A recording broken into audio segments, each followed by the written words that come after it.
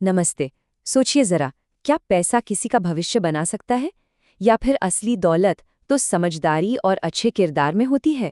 आज हम एक ऐसी ही कहानी की बात करने वाले हैं जिसमें एक पिता अपने बेटे का भविष्य सुरक्षित करने के लिए पैसे नहीं बल्कि 3 पहेलियां चुनता है। एक बहुत ही अनोखी परीक्षा।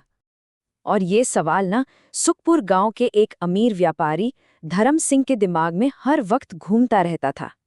ये उनकी सबसे बड़ी फिक्र थी, क्योंकि वो जानते थे कि उनके बेटे का भविष्य सिर्फ पैसों के सहारे नहीं चल सकता।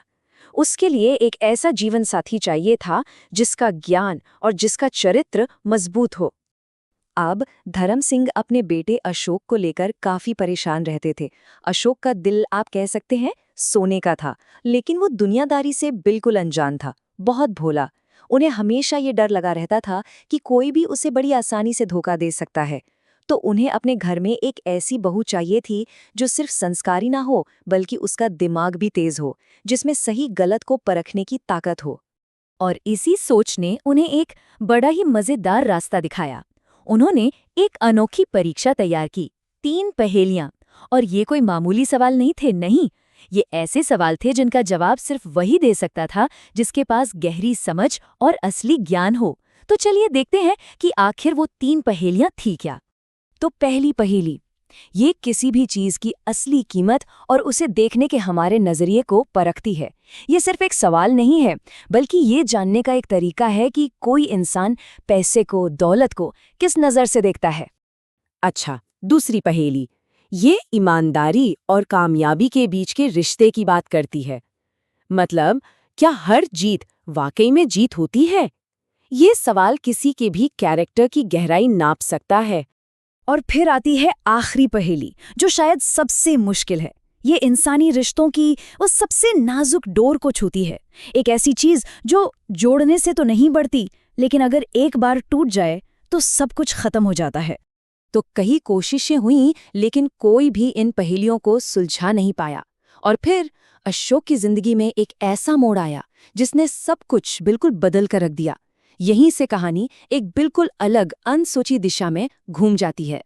कुसुम की खूबसूरती और उसकी दिखाई गई मेहरबानी के जाल में अशोक ऐसा फंसा कि उसने वो फैसला कर लिया जो उसकी पूरी जिंदगी को तबाह करने वाला था। उसने अपने पिता से झूठ बोला, एक ऐसा झूठ जिसने उसकी अपनी ही बर्बादी की कहानी लिख दी। और पिता तो पिता होते हैं। अपने बेटे की बातों पर उन्होंने आंख बंद करके यकीन कर लिया और शादी के लिए हाँ कर दी। उन्हें लगा चलो एक समझदार बहू की उनकी तलाश आखिरकार खत्म हुई।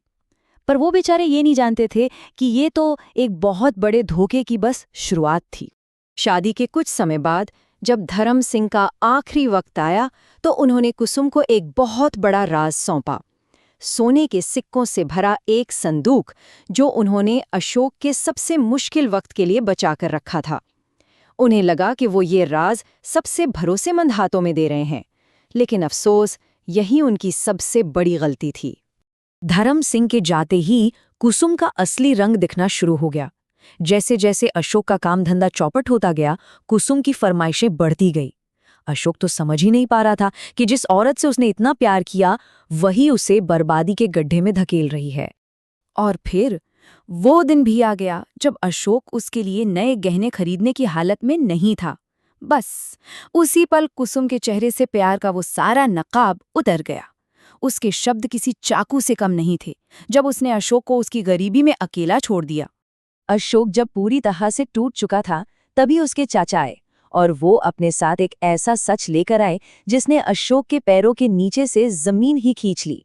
उन्होंने बताया कि कुसुम को उस छुपे हुए सोने के संदूक के बारे में सब कुछ पहले से पता था। और जैसे ही अशोक और उसके चाचा वो सोना निकालने पहुंचे तो उन्होंने कुसुम और उसके साथी को रंगे हाथों पकड़ लिया। वो सोना चुराने की कोशिश कर रहे थे। अब सच बिल्कुल साफ था और धोखे और नाउमीदी के उसी पल में अशोक की मुलाकात हुई अपने चाचा की बेटी रोशनी से। अशोक का दिल टूटा हुआ था, मन बहुत भारी था। उसने रोशनी को उन 3 पहेलियों के बारे में बताया जहां से ये सारी कहानी शुरू हुई थी। और शायद एक आखिरी उम्मीद के साथ उसने रोशनी से वो पहली पहेली पूछ ही ली। और कमाल की बात ये कि रोशनी ने 1 सेकंड भी नहीं लगाया। उसने फौरन जवाब दिया और पैसे के पीछे जो नैतिक भार होता है उसे समझाया। ये एक ऐसा नजरिया था जिसके बारे में अशोक ने कभी सोचा ही नहीं था। अशोक तो बस देखता रह गया, मतलब क्या ये मुमकिन है? उसके अंदर एक नई उम्मीद जागी और उसने फौरन दूसरी पहेली पूछी। और एक बार फिर रोशनी का जवाब एकदम सीधा और बहुत गहरा था। उसकी बातों में एक सच्चाई थी, एक वजन था, और अशोक को धीरे धीरे समझ आ रहा था कि उसके पिता असल में क्या ढूंढ रहे थे। अब सिर्फ आखिरी सवाल बाकी था। अशोक ने शायद थोड़ी कांपती हुई आवाज में वो तीसरी और आखिरी पहेली पूछी, जो रिश्तों की सबसे बड़ी सच्चाई की परख करती है। रोशनी का जवाब एक तीर की तरह था जो सीधा अशोक के दिल पर लगा। भरोसा। सिर्फ इस एक लफ्ज ने अशोक के झूठ और कुसुम के धोखे की असली कीमत सामने रख दी। और बस उसी एक पल में अशोक के सामने सब कुछ शीशे की तरह साफ हो गया। दौलत नहीं, खूबसूरती नहीं, बल्कि समझदारी और अच्छा किरदार। रोशनी ही वो इंसान थी जिसे उसके पिता असल में ढूंढ रहे थे।